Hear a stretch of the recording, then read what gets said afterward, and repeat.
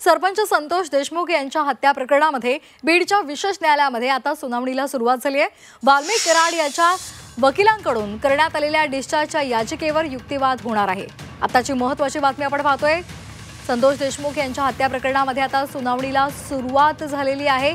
धनंजय देशमुख कोर्टात उपस्थित आहेत। धनंजय देशमुख हे संतोष देशमुख यांचे भाऊ आहेत। विष्णू चाटेने जो विनंती अर्ज केलेला आहे त्या संदर्भात सुद्धा सुनावणीची शक्यता आहे। विष्णू चाटेच्या विनंती अर्जावर सुद्धा आज निर्णयाची शक्यता आहे। त्यामुळे या संदर्भात काय नेमकं न्यायालय निर्णय देतं हे पाहणं महत्त्वाचं ठरणार आहे। चार्ज फ्रेम व्हायला पाहिजे। मागच्या वेळेस कोर्ट रजेवर असल्यामुळे ती तारीख पुढे दिलेली होती, ती तारीख आज आहे आणि आजच्या सुनावणीत ज्या काही प्रोसेस आहेत, जे काही आरोपींच्या वकिलांनी जे काही मागणी केलेली आहे किंवा जे काही ॲप्लिकेशन दिलेले आहेत त्यावर आज रीतसर सुनावणी होईल आणि ते आपण बघणार आहोत। तर या संदर्भात अधिक माहिती देत आहेत आमचे प्रतिनिधी महेंद्र मुधळकर। महेंद्र, आपण पाहतोय संतोष देशमुख यांच्या प्रकरणामध्ये आता सुनावणीला सुरुवात झालेली आहे। याआधी या प्रकरणाची तारीख सुद्धा पुढे ढकलण्यात आलेली होती। सध्या सुनावणी सुरू आहे, काय युक्तिवाद सध्या सुरू आहे?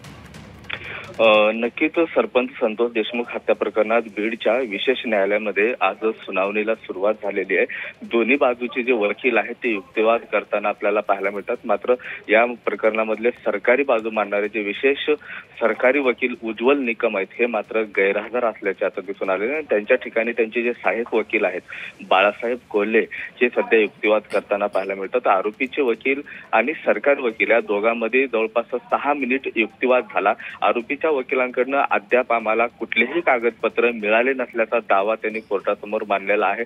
एवढंच नाही तर सीआयडीला जो पेनड्राईव्ह हस्तगत झाला होता तो पेनड्राईव्ह देखील आम्हाला मिळाला नसल्याचा दावा जो आहे तो कोर्टाने केलेला आहे।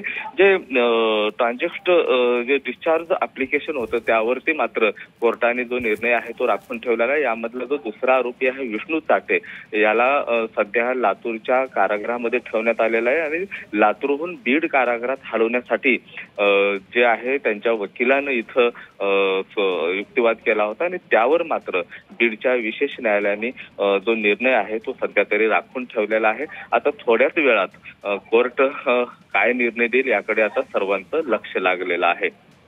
अगदी महेंद्र, जसं आपण म्हटलं की लातूरमध्ये सध्या विष्णू चाटे आहे आणि त्यांनी एक विनंती अर्ज सुद्धा कोर्टाकडे दाखल केलेला आहे। काय या संदर्भातले महत्त्वाचे मुद्दे त्यांनी कोर्टाकडे दिलेले आहेत? आज जो युक्तिवाद झाला त्यामध्ये फक्त आरोपींच्या वकिलाकडून आम्हाला कुठलेही कागदपत्र जे आहेत सीआयडी किंवा सरकारी वकिलाकडून मिळालेले नाहीत। त्यामुळे लवकरात लवकर कागदपत्र देण्यात यावे अशी मागणी जी आहे इथल्या आरोपीच्या वकिलांनी केलेली आहे। मात्र सरकारी वकिलांकडून सध्या जर बघितलं गेलं तर कोर्टाला सुट्ट्या आहेत आणि विशेष न्यायालयात ही सुनावणी सुरू होती आणि जी कागदपत्र आहेत ते लवकरात लवकर देण्यात यावे अशी मागणी जी आहे युक्तिवाद करताना आरोपीच्या वकिलांनी केलेली पाहायला मिळाली। मात्र यामधला जो मुख्य जो आहे पेनड्राईव्ह, ज्या पेनड्राईव्ह मधून सीआयडीने दावा केला होता या पेनड्राईव्ह मध्ये ज्या आरोपीनं जे संतोष देशमुखांसोबत जे कृत्य केलेलं होतं या सगळाच पुरावा त्या पेनड्राईव्ह मध्ये आहे असा दावा केल्यानंतर आरोपींच्या वकिलांनी हा पेनड्राईव्ह मागितलेला आहे। नेमकं काय पुरावे आहेत त्यासाठी आता युक्तिवाद जो होता तो आरोपीच्या वकिलांनी केलेला होता। मात्र अद्याप कसलेही कागदपत्र मिळाले नसल्यामुळे सध्या तरी कोर्ट जो आहे तो त्यांचा निर्णय जो आहे राखून ठेवलेला आहे। अगदी धन्यवाद दिलेल्या सविस्तर माहितीसाठी। तर सध्या कोर्टाने निर्णय राखून ठेवलेला आहे। देशमुख हत्या प्रकरणामध्ये सध्या सुनावणी होत आहे।